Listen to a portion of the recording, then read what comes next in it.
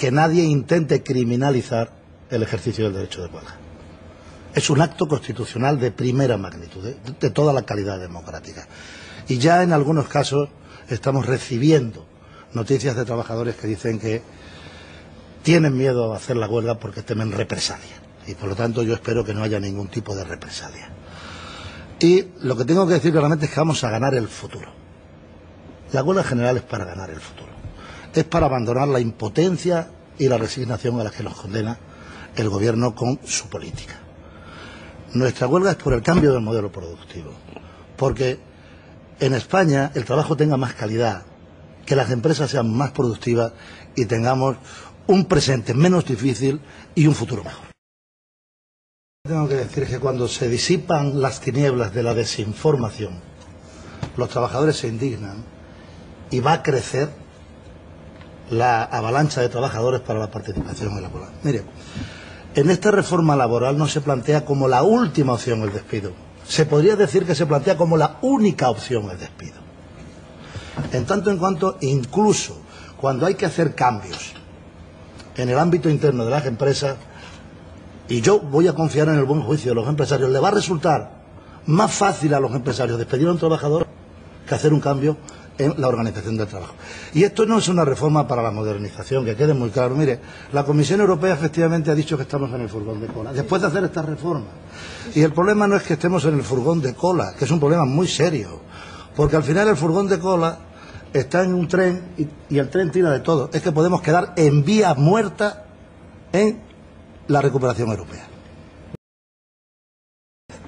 Mire, lo primero que tengo que decir es que esta reforma en su funcionamiento global va a propiciar una gigantesca operación de sustitución de trabajadores en edad madura con un contrato fijo, esos que se llaman con indemnización de 45 días, por trabajadores en peor situación.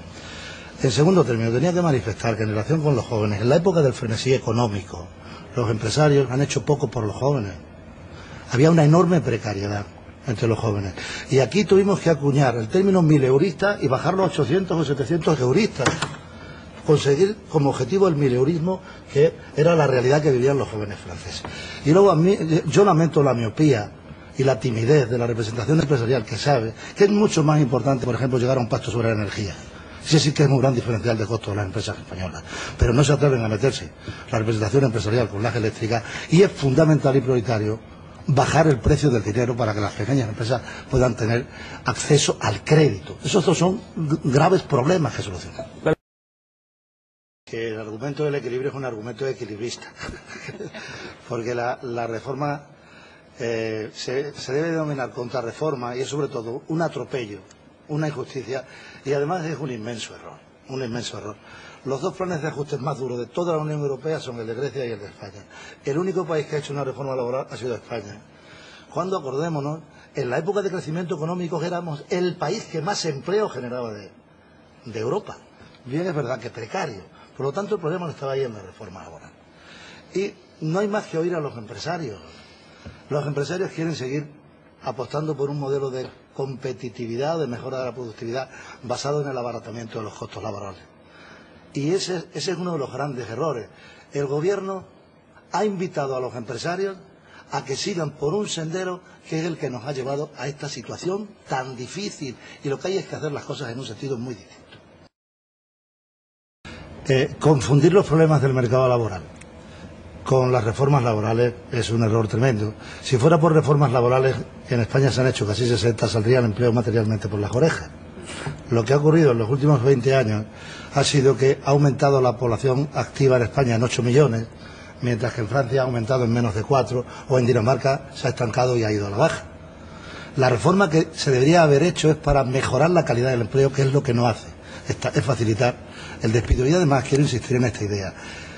Marca un camino lamentable, porque a los empresarios no se les invita a que apuesten por la formación. No se les invita a que apuesten por la innovación tecnológica, que hay un retraso tecnológico tremendo en nuestro país. Se les invita a que compitan en costos laborales. Y vuelvo a insistir, por ahí no vamos a ninguna parte, Iremos en cualquier caso a Rumanía, nunca iremos a Alemania. sentado el señor Terciado, porque creo que con la reforma de las cajas lo que se va a producir es una transferencia de crédito monstruosa hacia los bancos y van a tener mucho más difícil los ciudadanos y los pequeños empresarios acceder a un crédito en el futuro. Y creo que no me voy a equivocar.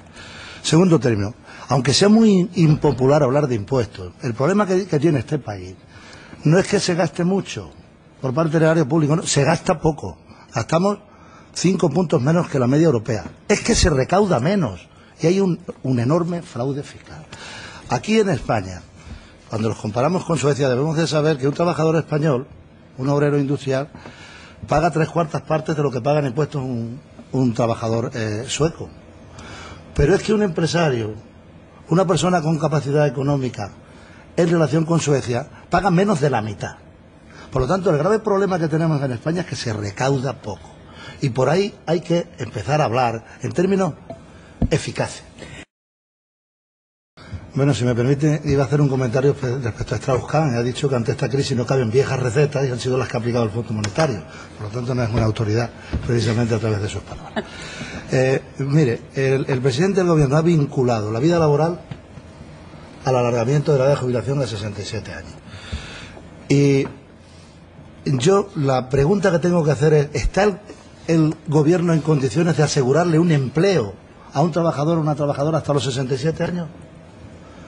No digo hasta los 60, a los 45 años. En este momento se está debatiendo en Europa que pueden quedar en la cuneta, es decir, no volverán a encontrar un empleo, probablemente cientos de miles, millones de trabajadores mayores de 45 años, parados de larga duración, que no van a volver al mercado laboral. Por lo tanto, me parece que eso está muy mal enfocado. Aquí se ha roto un consenso fundamental y se desprecia la jubilación flexible que ya la tenemos en marcha en este país.